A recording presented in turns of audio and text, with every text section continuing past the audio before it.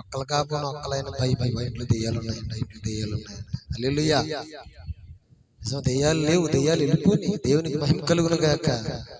కానీ మరి దేవుడు 7 వారాల ప్రార్థన పెట్టినాడు. మా బామ్మది గారు అన్నారు, అనకూడదు కానీ ఇంట్లోంచి వెళ్ళిపోదాం అనుకున్నాం. బావా ఇల్లు ఖాళీ చేయాలి. ఇంట్లో ఎందుకు ఖాళీ చేస్తా? హల్లెలూయా. ఇల్లు ఖాళీ, మరి ఇంట్లో ఇల్లు ఖాళీ చేస్తా ఎక్కడే ఉంటుంది తిట్టు వేసుకుని అని చెప్పినప్పుడు లేదు.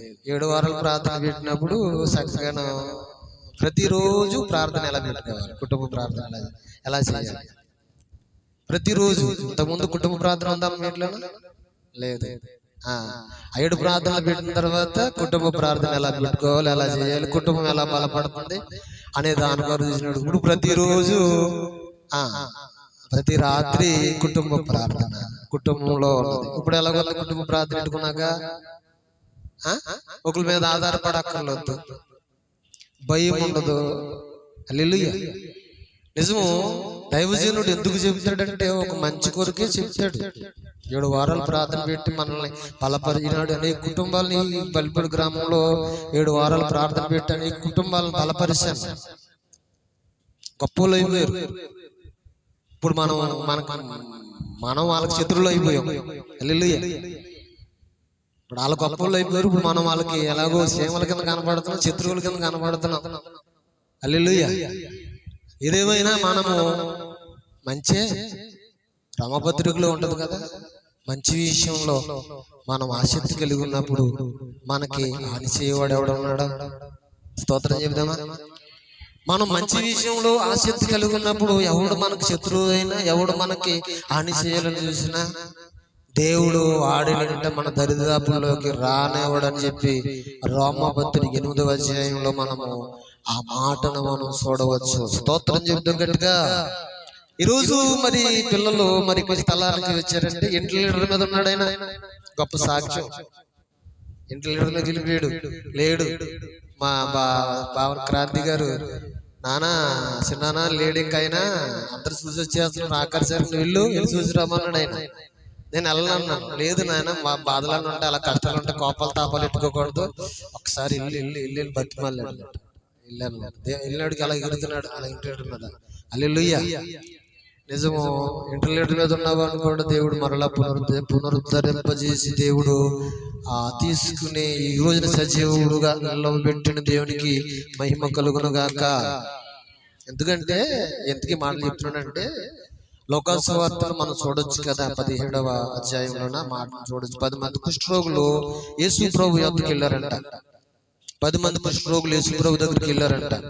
వెళ్ళినప్పుడు ఏమన్నారంటే అక్కడ చూడండి, ఒక మాట చదువుతాను చూడండి. 10 మంది కుష్ఠరోగులు యేసు ప్రభు గారి దగ్గరికి వెళ్ళి ఏమన్నారో చూద్దాం. నీ చిత్తమైతే నన్ను బాగు చేయమని చెప్పి ఆయన్ని వేడుకుంటున్నారు 17వ అధ్యాయంలో. ఆ సందర్భాన్ని మనం చూడొచ్చు. ఆ మాటను మనం చూస్తే ఎక్కడి నుంచి ఆ మాట 11వ వచనం కానించి ఆయన యెరూషలేమునకు ప్రయాణమై పోవచ్చు సమరయ గలిలయ మధ్య వెళ్ళుచుండును. ఆయన గ్రామంలో వెళ్ళుచుండగా 10 మంది కుష్ఠరోగులు ఆయన యొద్దకు ఎదురుగా వచ్చి దూరమున నిలిచి యేసు ప్రభువా మమ్మును కరుణించమని కేకలు వేసిరా. ఆయన వారిని చూసి మీరు వెళ్ళి మిమ్మును యాజకునికి కనపరుచుకుంటని వారితో చెప్పాను. వారు వెళ్ళి సుండగా శుద్ధులైపోయారు. దేవునికి మహిమ కలుగును గాక. ఏమైపోయారంట? వారు వెళ్ళుతుండగా మీరు వెళ్ళండి, మీరు యాజకుని కనపరుచుకోండి అనేటప్పటికి వారు వెళ్తుండగానే మార్గంలో త్రోవలో ఉండగానే వారు ఏమైపోయారంటే శుద్ధులైపోయారు, బాగుపడిపోయారంట. స్తోత్రం చెబుతాం గట్టిగా. నిజమే, వారు శుద్ధులయ్యారు. ఆ మాట మనం చూస్తే 15వ వచనం కానించి వారిలో ఒకడు తనకు స్వస్థత కలుగుట చూసి గొప్ప శబ్దంతో దేవుని మహిమపరచుచు తిరిగి వచ్చి ఆయనకు కృతజ్ఞతాస్తుతులు చెల్లించు ఆయన పాదముల యొద్ద సాగిలపడ్డాడంట. హల్లెలూయా. నిజమిలాగా స్వస్థత పొందుకున్నవాడు, దెయ్యాల చేత దురాత్మల చేత పట్టుబడి విడిపించబడిన వారు నేను ఎంతమంది ఉన్నారంటే అంతమంది ఉన్నారు. వాళ్ళందరూ వస్తే స్థలం చాలదండి ఆ రోజున ఆరాధన. హల్లెలూయా. వెళ్ళకపోతే వెళ్ళలేదంట, పిలిస్తే పలకకపోతే పలకలేదంట, పాస్టర్ గారు రాలేదంట అనేవాళ్ళు తప్ప దేవుడు చేసిన మేలును గుర్తిస్తే హల్లెలూయా. నిజం. ఇప్పుడు 10 మంది బాగుపడ్డారు. ఎంతమంది వచ్చారంట అమ్మా? ఎంతమంది వచ్చారు తిరిగి? ఒక్కడే. హల్లెలూయా. ఒక్కడే. హల్లెలూయా. నిజమే, ఒక్కడే వచ్చాడు. ఆయన అడుగుతున్నాడు వాళ్ళేరి అని అడుగుతున్నాడు. అక్కడ వాళ్ళేరని అడుగుతుంటే వాళ్ళు ఏమంటున్నాడు అక్కడ? అప్పుడు ఆ మాటను మనం కిందకు వచ్చినడికి అందుకు యేసు 10 మంది శుద్ధులయ్యి కారా, ఆ తమ్మండుగురు ఎక్కడ? ఈ అన్యుడు తప్ప దేవుని మహిమ పరచటానికి దేవునికి మహిమ కలుగును గాక. ఏం మరిచిపోయినా కానీ చూడండి, మేలు మరిచిపోకూడదు. ఏం మరిచిపోకూడదు? ఏ మేలు? దేవుడు చేసిన మేలును మనము మరిచిపోకూడదు.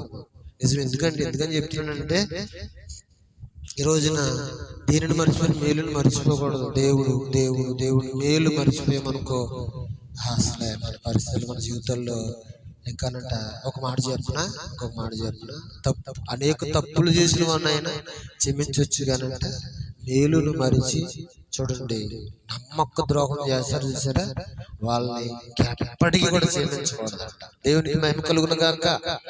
నిజం. మేలును మర్చిపోకూడదు. మనం మేలును మర్చిపోయామనుకో దేవుడు సహించగలిగిన దేవుడు మాత్రం కాదు.